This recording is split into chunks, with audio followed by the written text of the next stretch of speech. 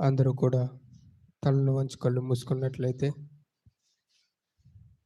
ప్రార్థన చేసుకొని వాక్యాన్ని ప్రారంభించుకుందాం.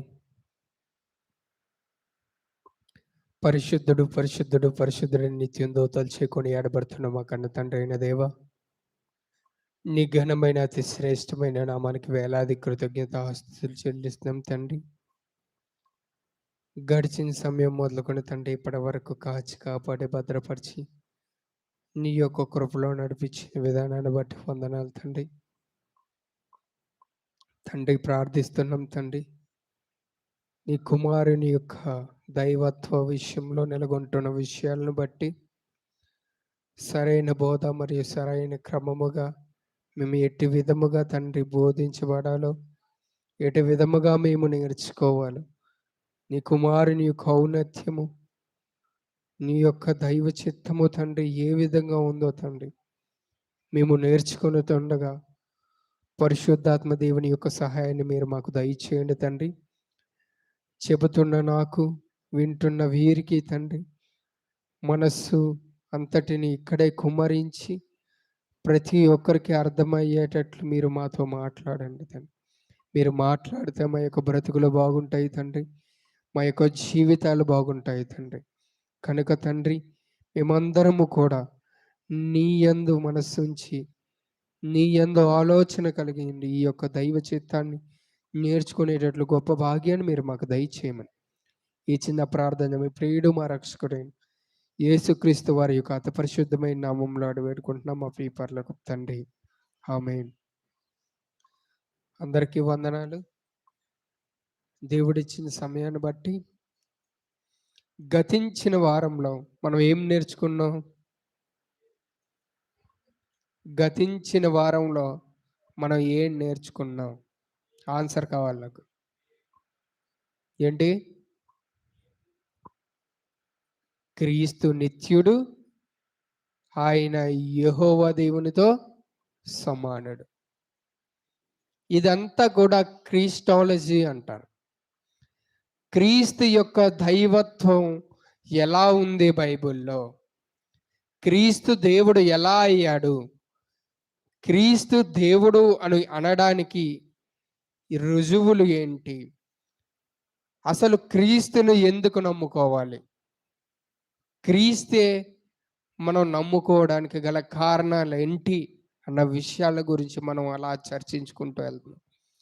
గతించిన వారంలో మనం నేర్చుకున్నది ఏంటంటే, క్రీస్తు పుట్టినవాడు కాదు, ఆయన నిత్యుడు, నిత్యము ఉన్నవాడు, ఆయనకి చావు లేదు, పుట్టుక లేదు అన్న విషయాన్ని గురించి మనం నేర్చుకున్నాం. ఎందుకు ఈ తరగతులు ప్రారంభమయ్యాయి అంటే, క్రీస్తును పూజిస్తున్న మనం, క్రైస్తవులు అనుకుంటున్న మనం, లోకంలో అనేక బోధలు ఎలా ఉన్నాయంటే క్రీస్తు దేవుడు కాదండి అనేటటువంటి బోధలు ఉన్నాయి, క్రీస్తు పుట్టినవాడు అనేటటువంటి బోధలు ఉన్నాయి. ఇలాంటి బోధల మధ్య మనం సర్వసత్యాన్ని నేర్చుకునే వారంగా మనం ఉండాలి. దేవుని యొక్క జ్ఞానాన్ని మనం నేర్చుకునే వారిలా ఉండాలి. ఏదో వస్తున్నాం, వెళ్తున్నాం, ద్రాక్షారసం తీసుకుంటున్నాం, రొట్టె తీసుకుంటున్నాం, తిరిగి వెళ్తున్నాం అంటే దేవుని యొక్క చిత్తం ఒప్పుకోదు. బైబిల్లో దేవుడు ఎలా ఉన్నాడు, క్రీస్తుని గురించినటువంటి అవగాహన నీకు ఉండాలి. సంఘానికి సంవత్సరాలు వస్తున్నా సరే సంఘంలోని మనకి ఒక చిన్న ప్రార్థన చేయడం రాదు, క్రీస్తుని గురించి చెప్పడం రాదు అని అన్నట్లయితే నువ్వు సంఘానికి వచ్చి ఉపయోగం ఏంటి? క్రీస్తుని గురించి 4 మాటలు నువ్వు చెప్పలేకపోతున్నావు అంటే సంఘానికి వచ్చి నువ్వు ఏం వింటున్నావు, ఏం నేర్చుకుంటున్నావు? దేవుడు నాకు అది చేశాడు, ఇది చేశాడని నువ్వు చెప్తున్నావే, కానీ చేసిన దేవుడి గురించి నీకు అవగాహన ఉందా? ఉండాలి కాబట్టే ఈ యొక్క దైవ సిద్ధాంతం అనేది నేడు సంఘంలో మనకు బోధింపబడుతుంది. కనుక ప్రతి ఒక్కరు కూడా దీన్ని మనం నేర్చుకునేవారుగా ఉండాలి. అందుకే దేవుడు మొదటగా మనకు చెప్పిన మాట, ఫిలిప్పీయులకు రాసిన పత్రిక, ఈరోజు మనం నేర్చుకుంటున్న టాపిక్ ఏంటో తెలుసా? క్రీస్తు అనేటటువంటి వ్యక్తి యెహోవా దేవునితో సమానుడు. ఇది పార్ట్ 1. ఇలాగ పార్ట్లు అలాగ ముందుకు వెళ్తూనే ఉంటారు. ఆయనలో భాగంగా క్రీస్తు అనేటటువంటి ఏ వ్యక్తి యెహోవా అనే దేవునితో సమానుడు. ఆయన నిత్యుడు అనేది ముందు మనం నేర్చుకున్నాం. ఆయన సమానుడు అనేది ఈ వారం నుంచి ప్రకటింపబడుతుంది. అసలు దేంతో సమానుడు, ఆయనలో సమానత్వం ఎలా ఉంది అనేది మనం పార్ట్లుగా నేర్చుకుంటూ వెళ్దాం. ముందుగా మనం ఫిలిప్పీలకు రాసిన పత్రిక 2వ అధ్యాయము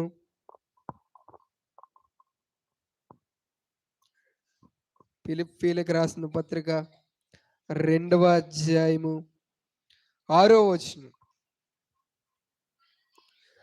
ఆయన దేవుని స్వరూపం గలవాడై ఉండి దేవునితో సమానముగా ఉండుట విడిచిపెట్టకూడని భాగ్యమని ఎంచుకొనలేదు గాని మనుష్యులుగా పోలికగా పుట్టి దాసుని స్వరూపము ధరించుకొని తన్ను తానే రిక్తునిగా చేసుకుని. క్రీస్తును గురించి చెబుతున్న మాట ఏంటంటే ఆయన దేవుని యొక్క స్వరూపంలో ఉన్నాడంట. దేవునితో సమానముగా ఉండి విడిచిపెట్టకూడని గొప్ప భాగ్యం అంట. ఏంటి దేవుడు ఇక్కడ ఎవరో దేవుడిగా మెన్షన్ చేయబడ్డారంటే యెహోవా. ఈ యెహోవా దేవుడు ఎవరు? అసలు యెహోవా దేవుడినితో క్రీస్తు ఎలా సమానం అనిపించుకున్నాడు? మీరు పాత నిబంధన గ్రంథంలో అంతా చదవండి, దేవుడు ఒక్కడ ఆయనే యెహోవా అని చెప్తాడు. అలాగే ఈ అదే పాత నిబంధనలో కూడా, అలాగే క్రొత్త నిబంధనలో కూడా యేసుక్రీస్తు వారే దేవుడు అని చెబుతాడు. ఇదంతా కూడా మనకు అర్థం కావాలి అంటే ఈ బైబిల్లో ఉన్నటువంటి త్రిత్వ దేవుని గురించి మనకు అర్థం కావు. అయితే ఇక్కడ బైబిల్లో ఉన్నటువంటి యెహోవా దేవునితో సమానముగా ఉండుట విడిచిపెట్టకూడదని గొప్ప భాగ్యం. అంటే ఈ వచనం ప్రకారం ఏమర్థం అవుతుంది అంటే దేవునితో సమానముగా ఉంటున్నటువంటి వ్యక్తి ఎవరైనా ఉన్నారు అంటే అది యేసుక్రీస్తు వారు. పరలోకంలో ఉన్నటువంటి ఆయన ఈ లోకానికి వచ్చాడు. అక్కడ యెహోవా దేవుడు ఎలాగ ఉన్నాడో, ఏ స్థానంలో ఉన్నాడో, ఎంత అధికారం ఇవ్వబడిందో అదే ఉన్నటువంటి అధికారం అనేది క్రీస్తుకు కూడా ఇవ్వబడినది. యెహోవా దేవుడు ఎలా అయితే ఉన్నవాడో, ఎలా అయితే సమానుడో, ఈ యేసుక్రీస్తు వారు కూడా సమానుడు అనే మాట ఇక్కడ వ్రాయబడి. అయితే దేనిలో సమానం? గతించిన వారంలో మనం నేర్చుకున్న ఆయన నిత్యుడు. యెహోవా దేవునికి ఆదియు అంతము ఏ విధముగా లేదో ఇక్కడ యేసుక్రీస్తు వారికి కూడా ఆదియు మరియు అంతము కూడా లేదు. వారు సృజింపబడిన వారు కాదు, నిత్యులుగా ఉన్నవారు. అయితే ఇక్కడ మాట ఏమని చెప్పి సెలవిస్తుందో తెలుసా? యెహోవా దేవునితో క్రీస్తు సమానముగా ఉండుట విడిచిపెట్టకూడని భాగ్యమని ఎంచుకొనలేదు. సమానముగా ఉన్నటువంటి వ్యక్తి, పరలోకంలో నిత్యం దూతలచే కొనియాడబడుతున్నటువంటి వ్యక్తి ఎవరైతే ఉన్నారో ఆయన ఈ లోకానికి వచ్చి రిక్తునిగా చేసుకున్నాడు. రిక్తునిగా చేసుకున్నాడని చెప్పి ఆయన తగ్గించడం అవసరమా? నేడున్న సంఘాల్లో అంట క్రీస్తు అంట బిచ్చగాడితో పోలుస్తున్నారు తెలుసా మీకు? యాచన అనే మాట పట్టుకొని, యాచనకు అనేకమైనటువంటి పర్యాయ పదాలు ఉన్న వాటన్నిటినీ విడిచిపెట్టి బిచ్చగాడండి అంటున్నారు. ఏంటి క్రీస్తు బిచ్చగాడ? సర్వలోకాలను కలిగించినటువంటి వ్యక్తి బిచ్చగాడు అని అంటున్నారేంటి? వారికి దైవం యొక్క చిత్తం అర్థమైందా? అర్థం కాలేదని చెప్పాలి. అందుకే ఆయన సృష్టికర్తగా ఈ లోకానికి, సర్వలోకాన్ని సృష్టించిన వ్యక్తిగా యేసుక్రీస్తు ఉన్నారు. యెహోవా దేవుడు ఏ విధంగా సృష్టికర్తనో యేసుక్రీస్తు వారు కూడా అదే విధంగా సృష్టికర్త. ఇది మనకు అర్థం కావాలంటే యోషియా గ్రంథం 45వ అధ్యాయము బైబిల్లో ఉన్న ప్రతి ఒక్కరు తీయండి. యోషియా గ్రంథం 45వ అధ్యాయము 11వ వచనం. ఇశ్రాయేలు పరిశుద్ధ దేవుడగు సృష్టికర్త అయిన యెహోవా ఏంటండి ఇలాగూ సెలవిచ్చుచున్నాడు. ఇక్కడ ఏముంది? సృష్టికర్త అయిన యెహోవా. ఈ సర్వలోకాన్ని సృష్టించినటువంటి సృష్టికర్త పేరేంటి? యెహోవా అంట. ఆయన పేరేంటి? యెహోవా. కిందకు వచ్చేసి నా కుమారులను గురించి నా హస్త కార్యముల గురించి నాకే ఆజ్ఞాపింతురా. 12వ వచనం. భూమిని కలగజేసిన వాడను నేనే, దాని మీదనున్న నరులను నేనే సృజించితిని. నా చేతులు ఆకాశములను విశాలపరచును, వాటి సర్వ సమూహమునకు నేను ఆజ్ఞ ఇచ్చితిని. సర్వలోకాన్ని, సర్వ సృష్టిని, ఆఖరికి నరులను కూడా, మనుష్యులను సృష్టించిన వ్యక్తి పేరు ఏంటి? యెహోవా అంట. ఇక్కడ కనిపిస్తున్నటువంటి వ్యక్తి పుట్టినవాడా ఉన్నవాడా? ఉన్నవాడా పుట్టినవాడా? ఉన్నవాడు. ఎప్పుడున్నాడు? నిత్యము ఉన్నవాడు. ఆదియు అంతము లేని వ్యక్తిగా ఆయన నిత్యము శాశ్వత కాలము ఉన్న వ్యక్తి ఎవరు? యెహోవా దేవుడు. నరులను సృజించాడు. మనం ఆదికాండం 1వ అధ్యాయం 1వ వచనం ఏమో ఉంటది? ఆది యందు దేవుడు భూమ్యాకాశములను సృజించెను. ఆ భూమ్యాకాశములను సృజించినటువంటి పేరేంటి? యెహోవా. 6 దినాలు సృష్టి చేసి 7వ దినమున ఆయన విశ్రమించాడు. ఆ 6 దినాలు చేసినటువంటి చేతులు ఎవరివి? యెహోవా దేవుని. అవునంటారా కాదంటారా? సర్వ సృష్టిని ఏ వ్యక్తి అయితే కలిగించాడని నమ్ముతున్నామో ఆ వ్యక్తి పేరు యెహోవా. ఆయన ఎవరు? దేవుడేనా? దేవుడు నిత్యము యుగ యుగములు ఉన్నవాడు. ఆయన నిత్యము ఏ విధంగా ఉన్నాడు అంటే ఆయన పరలోకంలో ఆయన ఎప్పుడు నిత్యము ఉన్నవాడు. కనుక ఆ ఉన్నటువంటి దేవుడు మనలందరినీ సృజించాడంట. నేల మంటితో నరులను సృజించిన వాడెవరు? యెహోవా దేవుడు. దేవుడు మరి యెహోవా దేవుడు ఒక్కరే సృజించారా? ఏంటండి? యెహోవా దేవుడు ఒక్కరే సృజించారా? యేసుక్రీస్తు వారు కూడా పాత్ర అయి ఉన్నారు. ఈ రోజు మనం సృష్టికర్తగా పిలిపించుకుంటూ సర్వలోకాన్ని మీద అధికారం కలిగి సర్వలోకాన్ని నడిపిస్తున్నటువంటి వ్యక్తి ఎవరైతే ఉన్నారో ఆయనే ఎవరు? యెహోవా దేవుడు అంట. ఆ యెహోవా దేవుడు గురించి చెప్పబడుతున్న ఇంకొక మాటను మనం చూద్దాం. అదే యెషయా గ్రంథం 64వ అధ్యాయం 8వ వచనం. యెషయా గ్రంథం 64వ అధ్యాయం 8వ వచనం. యెహోవా నీవే మాకు తండ్రివి, నీవు జిగటమన్ను, నీవు మాకు కుమ్మరి వాడవు, మేమందరమును నీ చేతి పని అయి ఉన్నాం. యెహోవా నీవే మాకు తండ్రి. ఎందుకంటే జిగటి మన్నుగా ఉన్న మమ్మలను నీ యొక్క ఊపిరినిచ్చి, నీ యొక్క జీవాన్నిచ్చి మమ్మల్ని నరులను చేసావు. యెహోవా నీవే మాకు తండ్రి, మేమందరము కూడా నీ చేతి పనిలో ఉన్నామంట. ముందు మాటలు ఏం చదువుకున్నావు?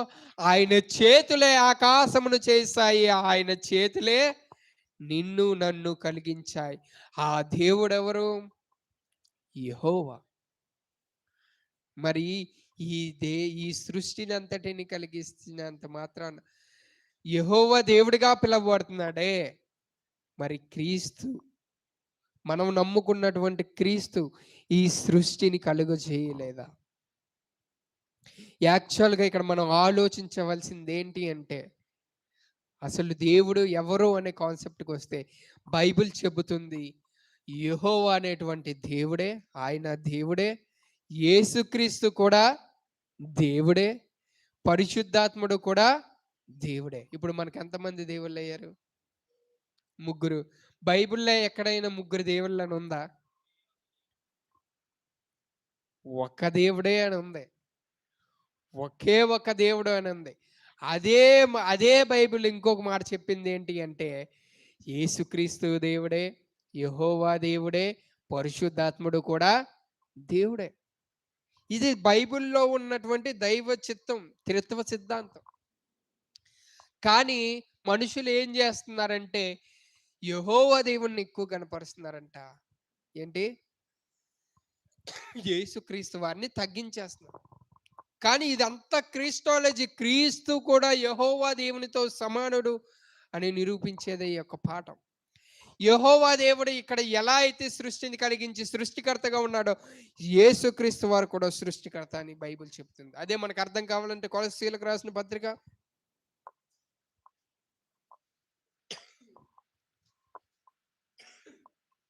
బైబిల్ ఉన్న ప్రతి ఒక్కరు కూడా తీయండి.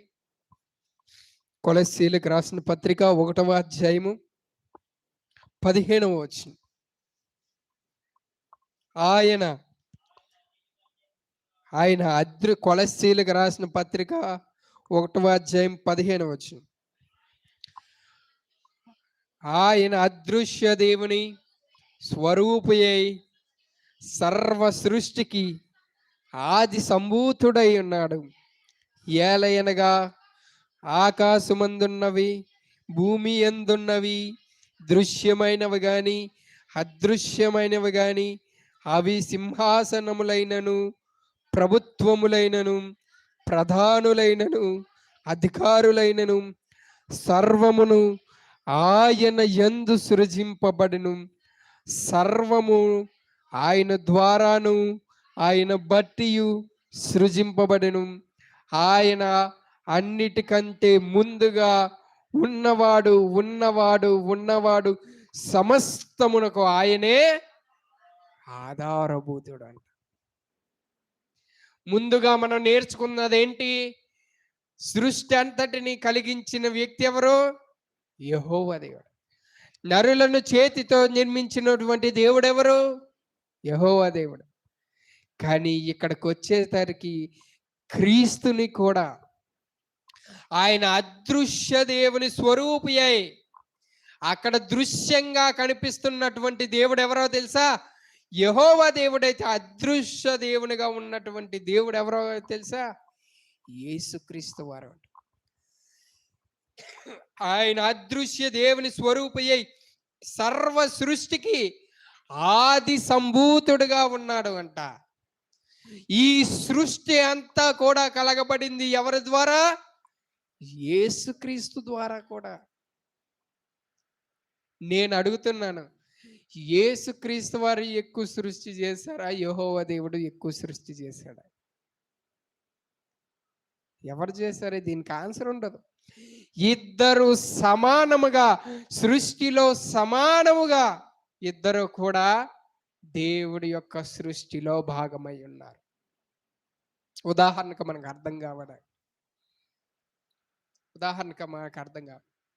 ఏదైనా సరే పనిలో లేదా ఏదైనా వ్యాపారంలోనూ ఇద్దరు కలిసి చేస్తేనే కదా ఆ వ్యాపారం అనేది సక్సెస్ అవుతుంది. ఉదాహరణకు ఒక ఇల్లు నడపబడుతుంది అనుకోండి. ఒక గృహంలో ఎవరెవరు ఉంటారు?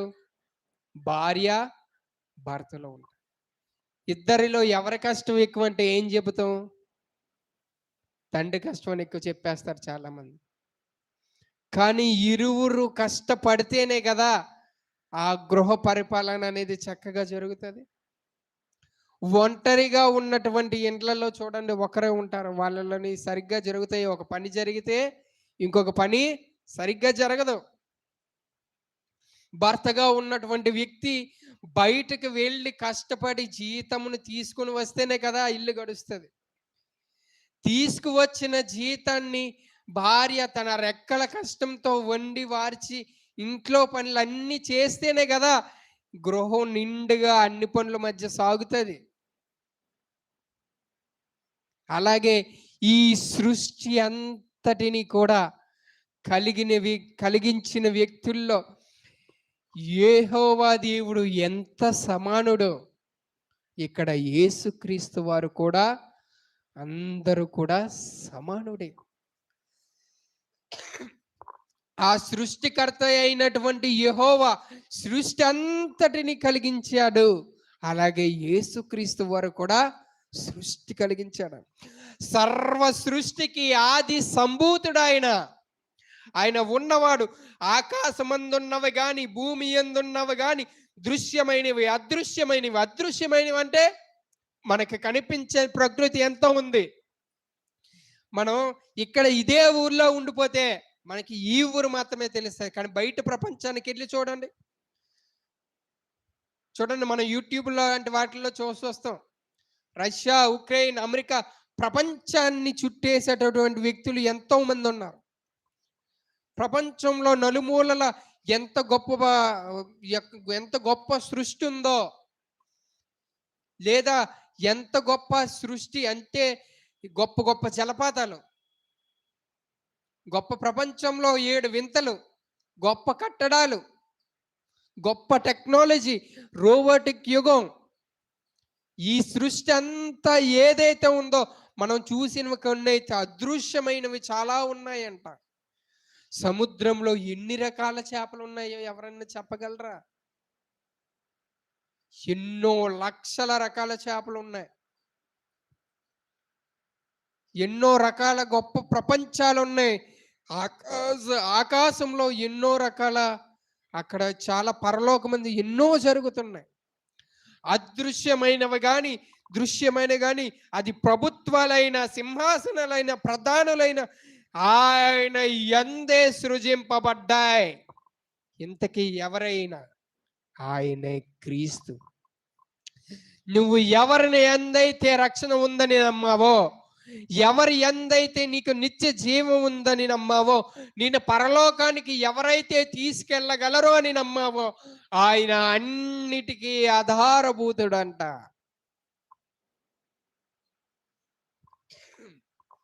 చిన్న మానవ మెదడులో అంతుపట్టని ఎన్నో ఉన్నాయండి.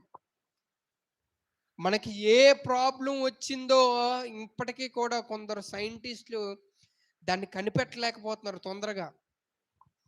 డాక్టర్లు కానీ మన మానవ శరీరంలోనే ఇంకా నేర్చుకుంటున్న కొలది నేర్చుకుంటూనే ఉంటున్నారు మనుషులు.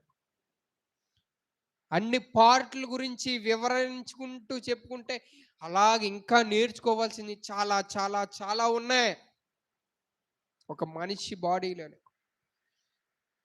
అలాగే ఇంకా ప్రపంచంలో ఎన్ని నేర్చుకోవాల్సిన విషయాలు ఉన్నాయి. ఒక మానవ శరీరాన్ని కన్ను కోసం ఒక స్పెషలిస్ట్ ఉంటాడు, బ్రెయిన్ కోసం ఒక స్పెషలిస్ట్ ఉంటాడు, ఎముకల కోసం ఒక స్పెషలిస్ట్ ఉంటాడు, గుండె కోసం ఒక స్పెషలిస్ట్ ఉంటాడు. ఏ మనిషి కూడా ఒక మనిషి మొత్తం బాడీ గురించి నేర్చుకోలేడు. కానీ ఇక్కడ మన దేవుడికి మన తల వెంట్రుకలు ఎన్ని ఉన్నాయో కూడా లెక్కేనంటండి. తల దువ్వుకుంటే చాలా మందికి వెంట్రుకలు ఊడిపోతుంటాయి. ఎన్ని ఊడేయో కూడా మనం లెక్క పెట్టలేం, అన్ని ఉంటాయి.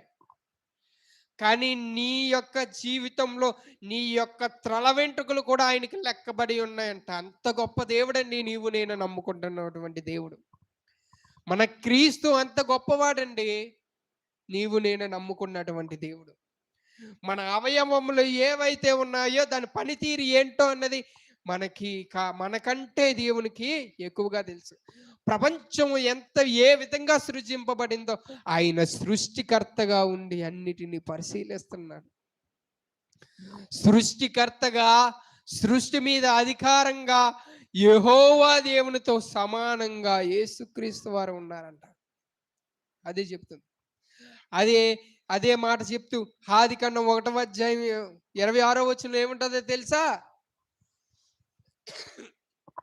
మన స్వరూపమందు మన పోలిక చొప్పున నరులను చేయదము. మన మన మన మన అనేది ఏకవచనమా బహువచనమా? బహువచనం. ఏ వచనం? బహువచనం. ఏకవచనం కాదు. మన స్వరూపమందు మన పోలిక చొప్పున నరులను చేయదము. ఆ మనలో ఉన్నటువంటి వ్యక్తులు ఎవరో తెలుసా?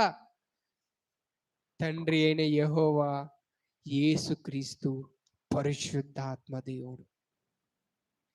సర్వ సృష్టిలో యెహోవా దేవునితో సమానంగా యేసుక్రీస్తు వారు ఉన్నారంట. సర్వ సృష్టిని కలిగించింది యెహోవా మాత్రమే కాదు, యేసుక్రీస్తు వారు కూడా, పరిశుద్ధాత్మ దేవుడు కూడా. ఈ సృష్టి అంతటి కార్యంలో వీరందరూ కలిసి ఏక దేవునిగా పిలువబడుతున్నారు. సమానముగా ఉండి ఆయన ఈ సృష్టి అంతటిలో సృష్టికర్తలుగా పిలువబడుతున్నారు. కానీ విచిత్రం ఏమిటంటే, సృష్టినిలో కూడా సృష్టింపబడిన వారిగా యేసుక్రీస్తు వారిని చేసేస్తున్నారు. సృష్టి కలిగించబడ్డాదా, నిత్యం ఉండేదా? దేవుడు సృష్టిని చేశాడా లేదా? చేశాడు. అది నిత్యం ఉంటుందా? ఉండదు. యేసుక్రీస్తు వారి రెండవ రాకడలో ఏమైపోతుంది? ఈ సృష్టి అంతా నశించిపోతుంది. కానీ యేసుక్రీస్తు వారు ఎలా ఉంటారు? నిత్యము ఉంటారు. నిత్యము ఉన్నటువంటి ఆయన్ని ఏమంటారు? దేవుడు అంటారు. మరి సృష్టించబడిన వాడు అంటారేంటి? బయట సంఘాల్లో ఇటువంటి దుర్బోధ చాలా ఎక్కువగా పెరిగిపోతుందండి. అందుకే మనకు క్రీస్తు గురించి తెలియాలి. మనం నమ్ముకుంటున్నటువంటి క్రీస్తు నిత్యుడు, ఉన్నవాడు, పుట్టినవాడు కాదు. ఆయన ఈ లోకానికి వచ్చినవాడు. ఉదాహరణకు మనం ఏదైనా ఒక ఊరు వెళ్ళాం అనుకోండి.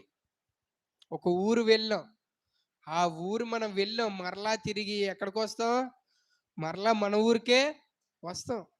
ఆ ఊరు వెళ్ళాం కదా అని అక్కడ ఉండిపోతామా? మరలా మన యొక్క స్థానానికి వచ్చేస్తాం.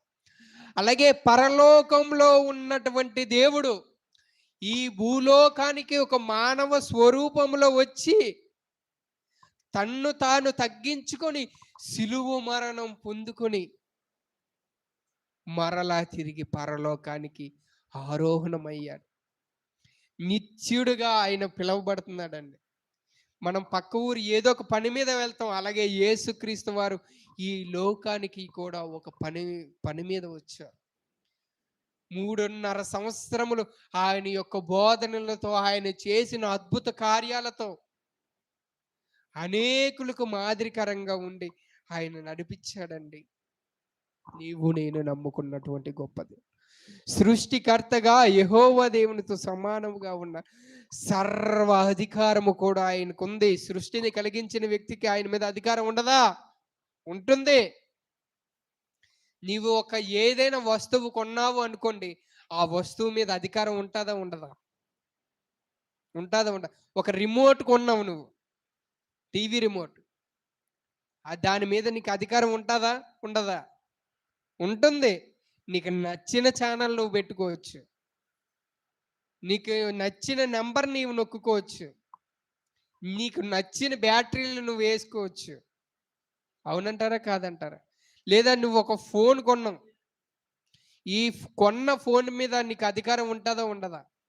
నువ్వు ఒక టీవీ కొన్నావు, ఆ టీవీ మీద అధికారం ఉంటుందా ఉండదా? లేదా ఒక ఫ్రిడ్జ్, ఏసీ, వాషింగ్ ఇలాంటివి ఎన్నో కొన్నావు. అంతెందుకండి, నీవు ఇల్లు కట్టించుకున్నావు, నీకు అధికారం ఉంటుందా ఉండదా? ఉంటుందా ఉండదా? నీకు నచ్చితే పడగొట్టుకుంటావు. నిన్ను అడిగేవారు ఎవరు కూడా ఉండరు. ఎందుకంటే అది నీది కాబట్టి. నీ ఫోన్ ఉంది, నువ్వు నేలకేసి కొట్టినా ఏంటి, అది నీ ఇష్టం. ఎందుకంటే నువ్వు కొనుక్కున్నటువంటి ఫోన్. అలాగే ఈ సృష్టిని కలిగించినటువంటి దేవునికి కూడా ఆయన సర్వాధికారం ఉంది. ఆయన సృష్టించిన సృష్టిపై ఆయన అధికారం కలిగి ఉన్నాడు. అది ఎలాగో చూద్దాం. ప్రకటన గ్రంథం 4వ అధ్యాయము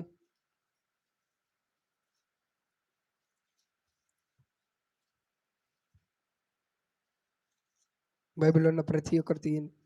ప్రకటన గ్రంథం 4వ అధ్యాయము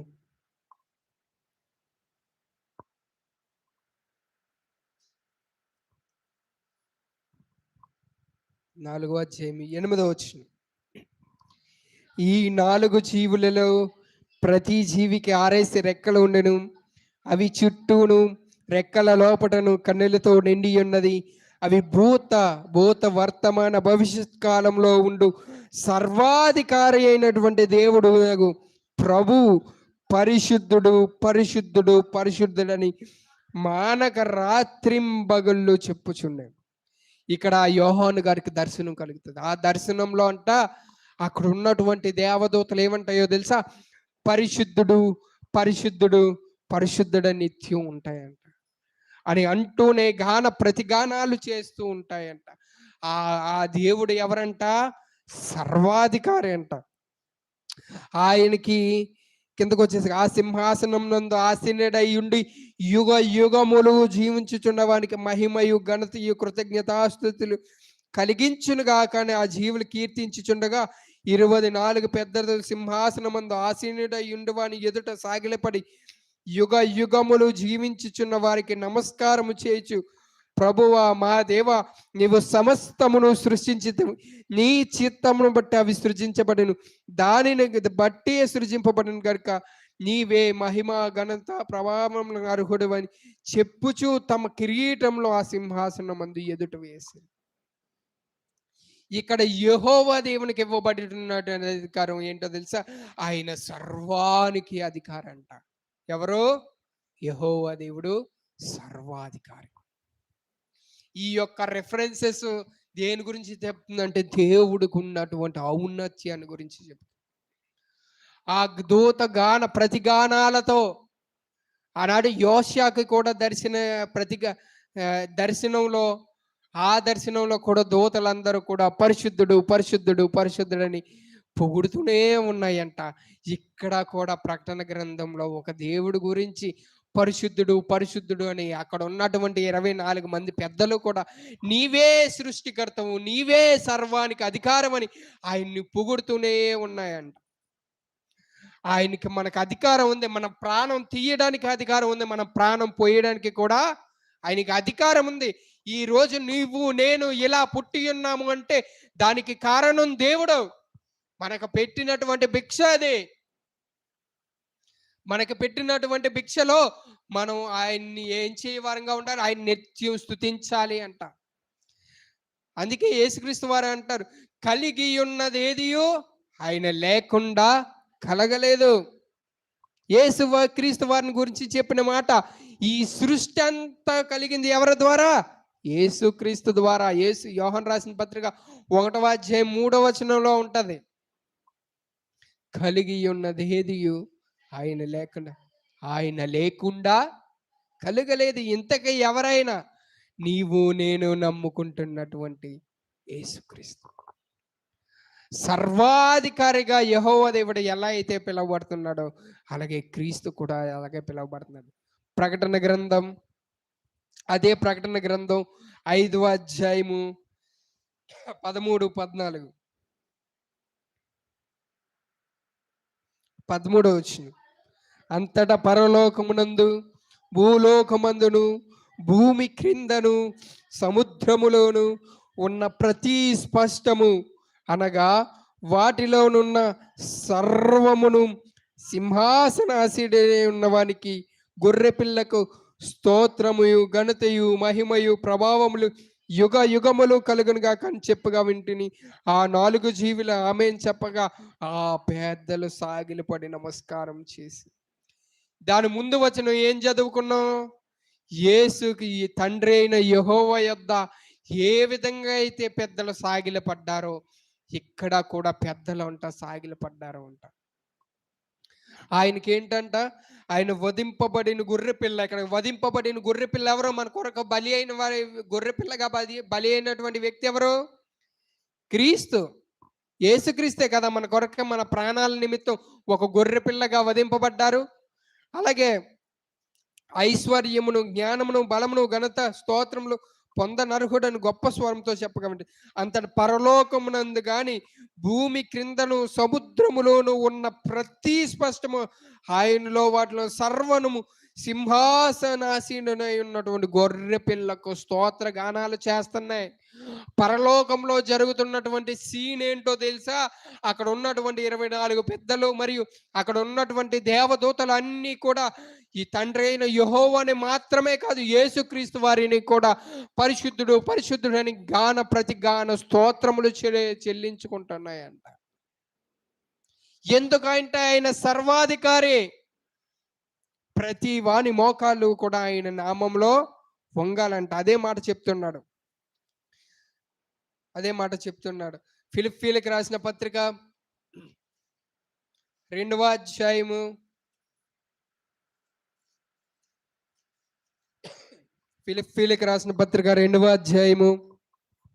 9-10 వచనం. అందుచేతను పరలోకమందున్న వారిలో గాని, భూమి మీద ఉన్న వారిలో గాని, భూమి క్రింద ఉన్న వారిలో గాని ప్రతి వాని మోకాలును యేసు నామంలో వంగినట్లు, ప్రతి వాని నాలుక తండ్రి అయిన దేవుని మహిమార్థమై యేసు క్రీస్తు ప్రభువుని ఒప్పుకున్నట్లు దేవుడు ఆయనకు అధికముగా హెచ్చించి ప్రతి నామమునకు పైనామము ఆయన అనుగ్రహించెను. ఇక్కడ యేసుక్రీస్తు తండ్రి అయిన యెహోవాతో పాటు యేసుక్రీస్తు వారు కూడా సర్వానికి అధికారి. ప్రతి వాని మోకాలు ఏం చేయాలంట? యేసు నామములో వంగాలి. మోకాళ్ళ ప్రార్థన ఎందుకు ఇంపార్టెంట్ అనుకుంటున్నారు? సర్వలోకమును కలిగించినటువంటి సృష్టికర్త గనుక, సర్వాన్ని సృష్టించి నిన్ను నన్ను నడిపిస్తున్నాడు కాబట్టి మోకాళ్ళ ప్రార్థన అనేది చాలా అవసరం. చాలా మంది మోకాళ్ళ ప్రార్థన నెగ్లెక్ట్ చేసేస్తూ ఉంటారు. అక్కడ పరలోకమందు జరుగుతున్న వాటిలో దూతలన్నీ కూడా యేసుక్రీస్తు వారిని కనీసం చూడడానికి కూడా భయపడుతున్నాయంట. భయపడుతూ పరిశుద్ధుడు పరిశుద్ధుడు నిత్యం గానాలు చేస్తున్నాయి. కానీ మనం ఏం చేస్తున్నాం? మనకి మోకాళ్ళ ప్రార్థన ఉండదు. కన్నీటి ప్రార్థన ఉండదు. దేవుడు ఎంత, నేనెంత, దేవుడికి నేను ఏం ప్రార్థించాలి, ఎందుకు ప్రార్థించాలి అనేటటువంటి స్థితికి మనం వెళ్ళిపోతున్నాం. పైగా మనం అందరం ఎవరు? క్రైస్తవులుగా పిలువబడుతూ దేవునికి ప్రార్థించలేకపోతున్నాం. మోకాళ్ళ ప్రార్థన పక్కన పెడితే ప్రార్థించడానికి కూడా మనకు మనస్సు రాదు. ప్రార్థనా జీవితం కరువైపోతుంది మనకి. కానీ ప్రార్థనా జీవితం కరువైపోతే నీ జీవితంలోని నీకు నువ్వే నాశనం తెచ్చుకుంటున్నట్లు. ప్రార్థన ఎప్పుడు నెగ్లెక్ట్ చేయక, మీరు చేస్తున్న పనిలో ఎప్పుడు మీకు తినడానికి దొరకకపోయినా, ఎలాంటి స్థితిలో ఉన్నా సరే మనం ప్రార్థన అనేది మానకూడదు. ఎందుకంటే నీవు నేను నమ్ముకుంటున్న వాటిని దేవుడు క్రీస్తు ఎవరు అంటే సర్వలోకాన్ని కలిగించినటువంటి సృష్టికర్త, సర్వలోకానికి అధికారి. నీ జీవితంలో ఎలాంటి సమస్యలతో బాధపడుతున్నావో, ఎలాంటి కష్టాల్లో ఉండిపోతున్నావో, కానీ వాటన్నిటి నుంచి విడిపించగలిగేటటువంటి గొప్ప దేవుడండి ఆయన. నీవు నేను నమ్ముకున్నటువంటి యేసుక్రీస్తు. ఆనాడు ఎంతో మంది సుంకరుల యొక్క పాపుల యొక్క జీవితాలను మార్చిన దేవుడు నీ కొరకు నా కొరకు రిక్తునిగా చేసుకొని తన్ను తాను తగ్గించుకొని పరలోకము నుండి ఈ లోకానికి వచ్చి ఉన్నాడు.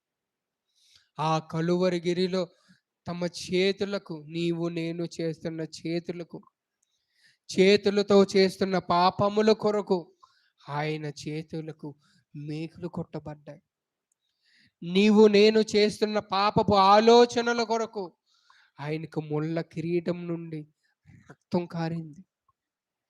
నీవు నేను నడుస్తున్న పాపపు త్రోవల కొరకు ఆయన కాళ్ళకు మేకులు కొట్టబడ్డాయి. తనకు తానుగా సర్వస్వాన్ని అర్పించుకొని మన కొరకు బలి అయిపోయాడండి. నీవు నేను నమ్ముకున్నటువంటి యేసుక్రీస్తు. కాబట్టి గమనించండి, గ్రహించండి. ఆయనే దేవుడని నమ్మండి. ఆయనే మనకు దేవుడు, ఆయనే మనకు తోడు. ఈ లోకంలో ఎంతో మంది మనల్ని విడిచిపెట్టి వెళ్ళిపోవచ్చు, కానీ నిన్ను నన్ను విడవని దేవుడు ఎవరైనా ఉన్నారు అంటే అది యేసుక్రీస్తు వారు మాత్రమే. కాబట్టి గమనించండి, మన జీవితాలు మార్చుకుందాం, మన యొక్క బ్రతుకులు మార్చుకుందాం. ఆయన ఆయన నిత్యుడు, ఆయన సమానుడు, ఆయన నిత్యం ఉండేవాడు, సృష్టిలో గొప్ప కార్యాల్లో చేయగలిగేవాడు. సర్వలోకమంతా ఆయన సృష్టి అధికారంలో ఉంది, ఆయన చేతిలో ఉంది. నీ జీవితాన్ని ఎప్పుడైనా మార్చగలడు. నీ జీవితంలో ఎన్నో గొప్ప కార్యాలు చేయగలడు. ఆయన సృష్టికర్తగా ఉండి నిన్ను నన్ను నిర్మించినటువంటి సృష్టికర్త. నీ మీద అధికారం ఉంది ఆయనకి. నిన్ను చంపేయాలనుకుంటే చంపేయగలడు ఇప్పుడే, కానీ బ్రతికిస్తున్నాడు అంటే కారణం ఏంటి? కారణం ఏంటి? ఇంకా నీతో ఏదో ఒక పని ఉంది.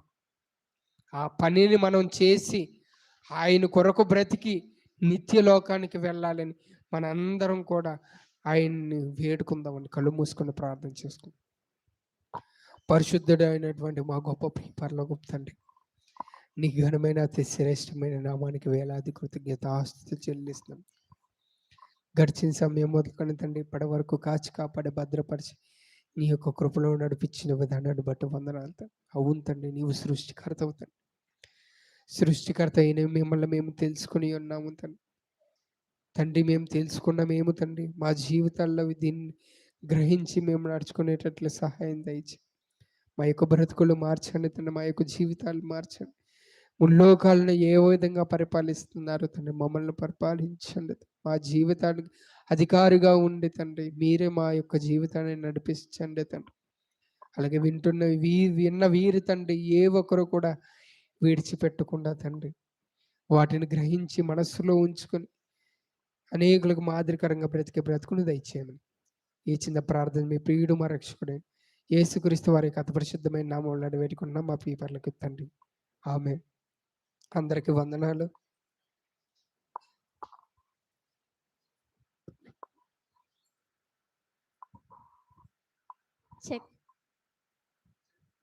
చక్కగా వాక్యాన్ని వివరించిన స్వరూప్ గారికి